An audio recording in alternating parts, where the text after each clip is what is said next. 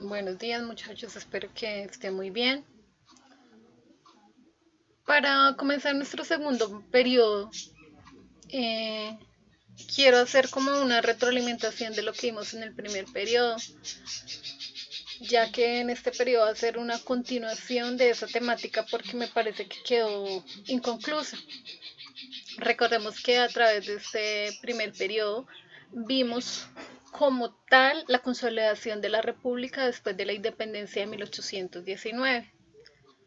Ese primer periodo de consolidación de la República fue el periodo de la Gran Colombia, donde Simón Bolívar como presidente y el vicepresidente Francisco de Paula Santander querían consolidar una república.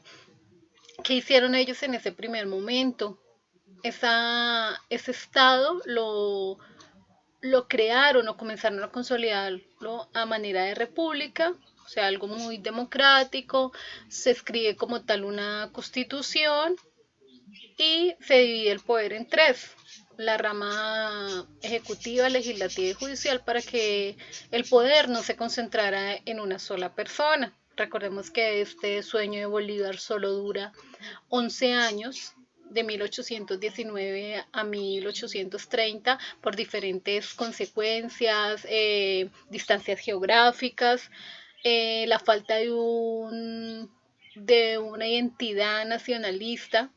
En ese momento no solo estaba nuestro territorio Colombia, sino estaban unificados otros territorios y no había como tal un sentido de pertenencia con esa gran Colombia, ese nuevo estado que se estaba consolidando. También después de las guerras de independencia el estado quedó sin dinero, quedó, quedó sin cómo suplir esas necesidades económicas que estaban en ese momento y se acaba esa gran Colombia, ese sueño de Bolívar. Ya a partir de 1830 o 1831 a 1858 se consolida como tal, o Colombia recibe otro nombre, es la Nueva Granada. Aquí en la Nueva Granada existieron muchos sucesos históricos muy importantes. En un primer momento, en esa consolidación de la Nueva Granada, se habla históricamente que fue en 1831, en 1832 se firmó una constitución donde se establecen muchos parámetros de cómo iba a ser esa nueva nación. Hasta ahí quedamos nosotros en el primer periodo y en este segundo periodo vamos a ver esa historia política de Colombia a mediados del siglo XIX. Estamos hablando de un contexto histórico del siglo XIX en medio de esa consolidación eh, de Colombia como una república, que en ese contexto histórico no se llamaba Colombia, sino, recordemos, en un primer momento la Gran Colombia y después la Nueva Granada. En la Nueva Granada, algo que marcó o algo que fue muy importante fue de 1839 a 1842 la Guerra de los Supremos. Recordemos que José Ignacio de Márquez, el presidente de ese momento, hagamos como una línea de tiempo.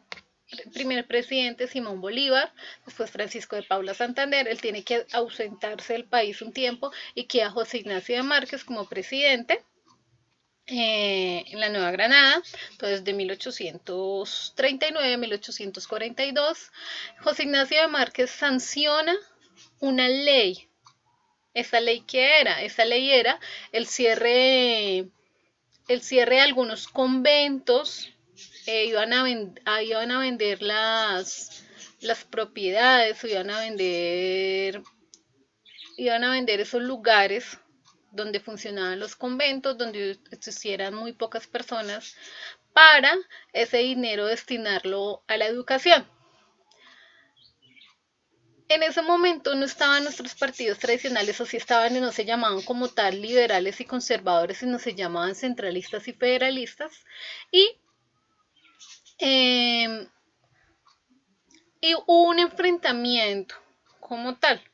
Eh, José Ignacio de Márquez él, él quería que la forma de gobierno fuera un gobierno centralista. ¿Qué es un gobierno centralista? Cuando el poder está concentrado no en una sola persona, sino desde un lugar central se dictan leyes para todas las regiones, así el poder está dividido en tres, rama legislativa, ejecutiva y judicial, y todo ese estado va a seguir esas leyes. Ese es un gobierno centralista. Nosotros como colombianos tenemos un gobierno centralista, tenemos esa división de poderes, tenemos nuestro poder, nuestra rama ejecutiva, que entonces es el presidente como tal, pero para hacer alguna ley hay que pasarla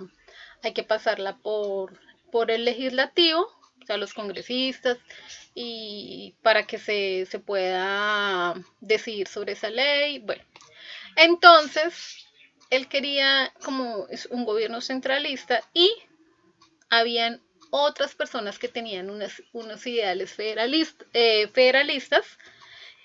¿Qué quería el federalismo? El federalismo quería que en cada provincia o en los pequeños departamentos que estaban formándose en ese momento, cada provincia tuviera su propio presidente y cada provincia tuviera sus propias leyes. Ese fue como un primer enfrentamiento en esos ideales entre estos dos partidos tradicionales.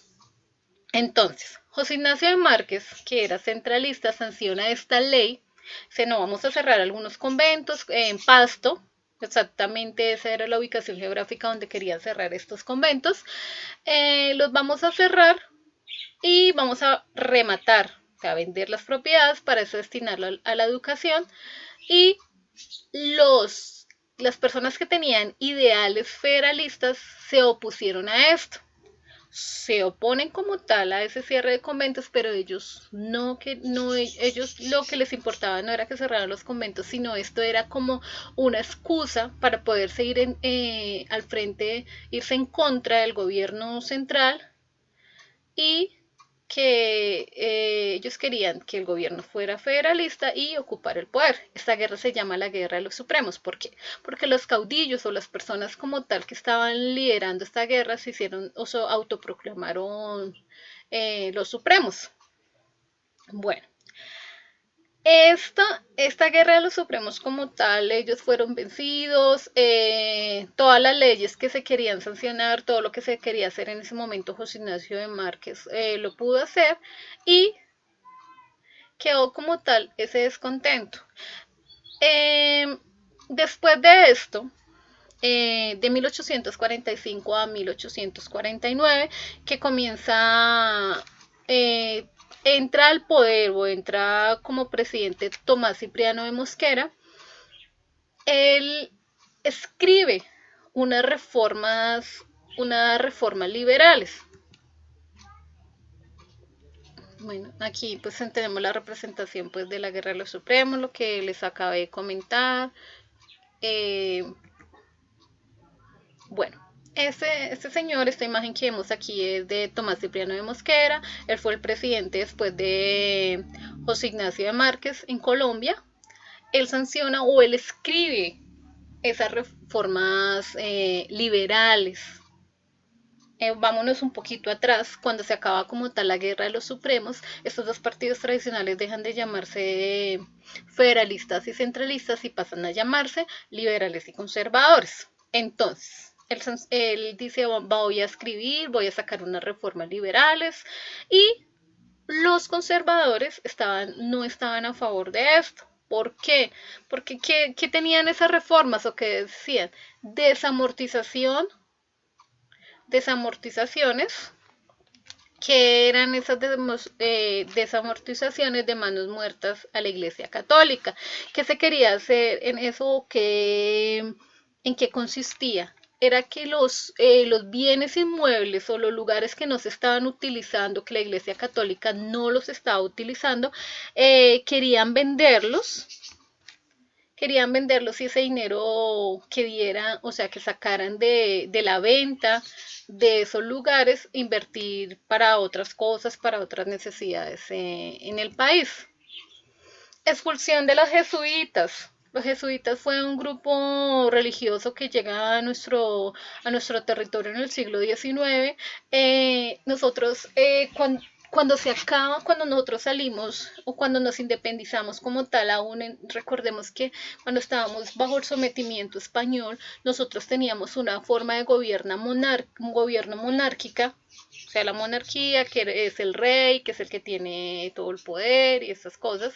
Aún en nuestro territorio se seguían algunas leyes españolas, y una de esas leyes españolas o una ley que sancionó o que sancionaron o que sacaron desde España era que tenían que sacar a estos grupos religiosos de todos los lugares de América. Entonces, a los jesuitas. Entonces, recordemos cuáles eran estas reformas liberales. Una, volvamos atrás.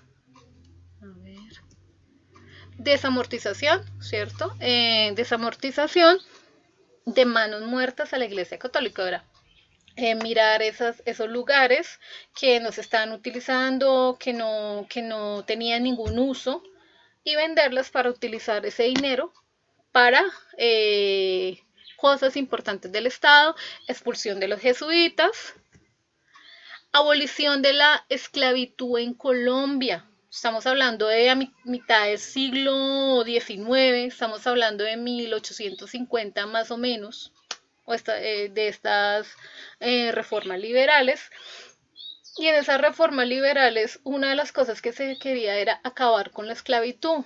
Cuando, como logramos que finalmente salieran los españoles de nuestro territorio, ¿quiénes quedaron a la cima de esa pirámide de jerarquía? Recuerden que siempre hemos hablado de pirámides de jerarquía, que el que tiene el poder, o sea, la parte de arriba de esa pirámide de jerarquía, el que está más arriba, es como tal el que tiene más poder. Logramos sacar a los españoles de nuestro territorio y en esa pirámide de jerarquía quedan los criollos, los que tienen más dinero, posición social, y los criollos no querían que se acabara como tal la esclavitud. ¿Por qué? Porque era quedarse si quien les hiciera las cosas, quien trabajara gratis para ellos. Y antes de esa abolición de la esclavitud, se había creado una ley de libertad de vientre. ¿Qué era esa ley de libertad de vientre? Que la esclava embarazada, ese bebé que iba a nacer, ya no iba a ser esclavo. Comenzó desde ahí. Pero los conservadores de ese tiempo, estamos hablando de ese contexto histórico, siglo XIX, mitad del siglo XIX, no querían como tal que se acabara la esclavitud. Reformas liberales, fiscales y agrarias. Todavía en nuestro territorio, en nuestro país, en ese momento que se llamaba la Nueva Granada, existían muchos impuestos que habían colocado la monarquía española cuando estaban dominando nuestro territorio. Existían esos impuestos fiscales y agrarios que les cobraban a la población, y esas reformas liberales que decían, vamos a quitar esos impuestos, ya no vamos a hacer que las personas, que la población no siga pagando esos impuestos, y los conservadores no querían que pasara esto. La opción del libre cambio. ¿Qué es la opción del libre cambio? El libre cambio es cuando no se firma un tratado, un acuerdo con otro país para que ese país nos traiga entre mercancías y nosotros también podamos enviarles mercancías, ¿cierto? Y tampoco quería como tal que pasara esto. Entonces, devolvámonos un poquito.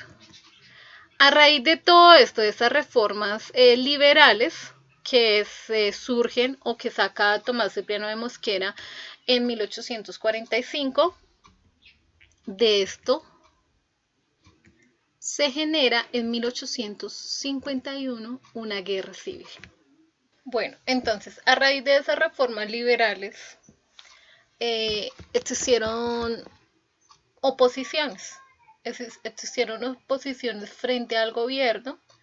Es así que en 1851 inicia una guerra civil en contra del gobierno.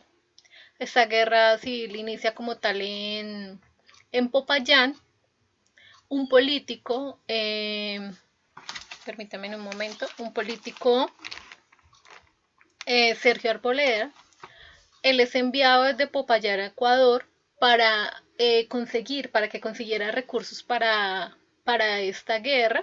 En Cauca se inicia, se organiza como tal un ejército y se forman otras pequeñas revueltas en otras partes del país. El gobierno siempre trata de sofocarlas, trata de acabarlas. Es así que hasta septiembre pudieron como tal, Mariano Espina Rodríguez era como el principal dirigente de esta guerra y lo logran someterlo y se acaba como tal la guerra, este enfrentamiento en contra del gobierno y estas reformas y todo esto conducen a qué? A una constitución, es la constitución de 1853, de la que vamos a hablar la siguiente clase. Siguiente clase vamos a ver cuáles eran las cosas más importantes, las principales características de esta constitución de 1853. Entonces, espero que hayan quedado muy claros los temas de hoy. Hoy temas nuevos que vimos fueron las reformas liberales y la guerra civil de 1851. Recordemos que esta guerra inicia o esa guerra se da porque los conservadores estaban en contra de estas reformas liberales. Entonces, muchachos, espero que haya quedado muy claro el tema de hoy. Igual necesito que estén muy pendientes de los correos, necesito que descarguen por favor eh, aplicaciones de Sky o Zoom, porque voy a estarlos enviando invitación para que nos encontremos y aclaremos dudas, para que aclaremos dudas frente a las temáticas, frente a las clases que voy a estar montando aquí en el canal de YouTube. Y también en la plataforma en línea voy a dejar actividades, no las voy a enviar por correo, sino todo lo voy a subir a plataforma en línea para que ustedes ingresen y vayan mirando cuáles son los trabajos. Estos no van a ser como tal talleres, sino van a ser ejercicios de retroalimentación frente a las clases que voy a ir montando. Entonces, cuando nos encontremos, ya sea por Skype o por Zoom, ahí ustedes tengan puntual, o sea, tengan cuál es la duda, qué es lo que no entiendo del trabajo, qué es eso, para aclararles ciertas dudas. Entonces, muchachos, los quiero mucho, un abrazo y nos vemos en la siguiente sesión.